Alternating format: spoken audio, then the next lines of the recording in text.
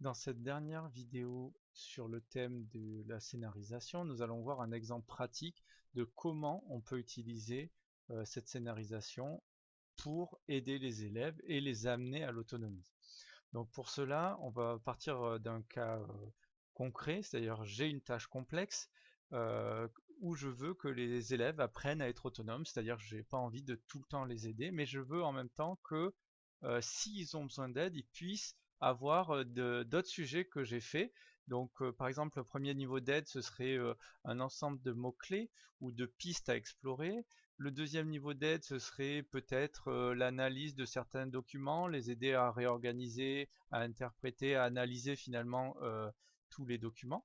Et le troisième niveau d'aide serait peut-être des questions un peu plus séquentielles, un peu plus classiques comme on avait à l'époque dans les TP mode recette. Tous ces paramétrages et cette scénarisation permettront à vos élèves de prendre confiance, c'est-à-dire qu'ils vont pouvoir tenter tout en sachant qu'au cas où il y a des sujets d'aide.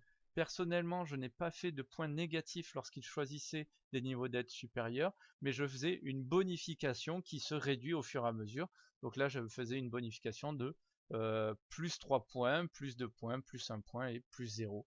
Mais ce qui était bien, c'est que même les élèves les plus faibles, au lieu de dire oh je suis perdu, je sais rien faire, et bien avant d'aller débloquer l'aide, ils réfléchissaient, ils essayaient. Et moi, ça me débloquait du temps pour répondre à leurs questions et les aider à réfléchir sans devoir faire de la gestion de petits papiers. Donc, je veux bien sûr que l'élève puisse le faire en autonomie sans me demander. Donc, pour ça, il va falloir que lui puisse interagir. Donc, pour ça, je vais rajouter une activité et je vais choisir une activité de type test, donc ce qu'on appelle les quiz. Voilà. Et je vais appeler ce quiz besoin d'aide.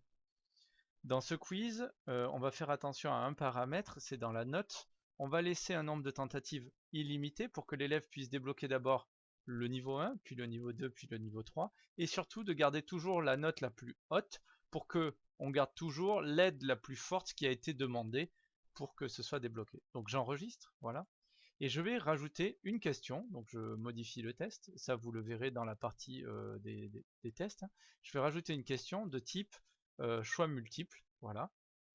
Et donc, la question c'est besoin aide, as-tu besoin d'aide? Là, je lui mets 3 réponses possibles. Donc là, je vais demander une seule réponse, hein. Bien sûr, je ne veux pas qu'il réponde les 3 en même temps. Je vais lui demander oui, je veux le niveau 1, oui, je veux le niveau 2, etc. J'ai pas besoin de mélanger, au contraire, je vais lui laisser dans l'ordre, hein. Voilà. Donc, oui, cette note-là, donc comme c'est le premier niveau, je vais lui donner 25% des points, ou 20% des points, par exemple. Oui, j'ai... Donc là, j'avais mis un peu... Là, c'est un peu plus, niveau 2. Donc je vais lui mettre une note qui va être par exemple de 60%. Et dernière, oui, j'ai beaucoup besoin d'aide, niveau 3. Et là, je vais lui mettre une note de 100%. Voilà. Comme ça, au moins, c'est bon. Je n'ai pas besoin de tentatives multiples, donc je vais lui mettre pénalité 100%. Voilà. Et il n'y a pas besoin de feedback, il n'y a besoin de rien, j'enregistre. Et voilà. Donc là, ici, on a notre note maximale qui va être sur 10. Et si on revient prévisualiser le test, on a bien une question qui nous demande est-ce qu'on a besoin de un peu d'aide, moyen d'aide ou beaucoup d'aide. Donc une fois qu'on a fait ça, on va aller paramétrer les différents niveaux pour que, en fonction du besoin d'aide, il se active et soit visible ou pas.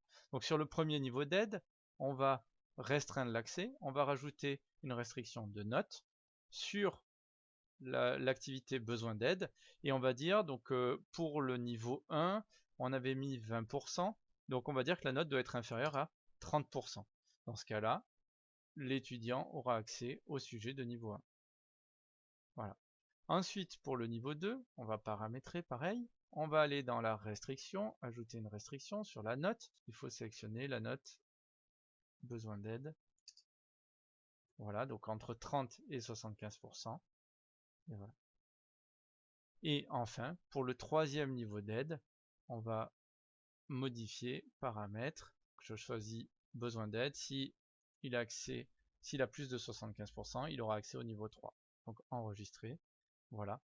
Donc maintenant je vais aller voir pour mon étudiant ce qui se passe. J'actualise ma page, scénario d'aide, et je vois bien que j'ai la tâche complexe et mes autres sont bloqués pour l'instant, sauf si je clique sur besoin d'aide.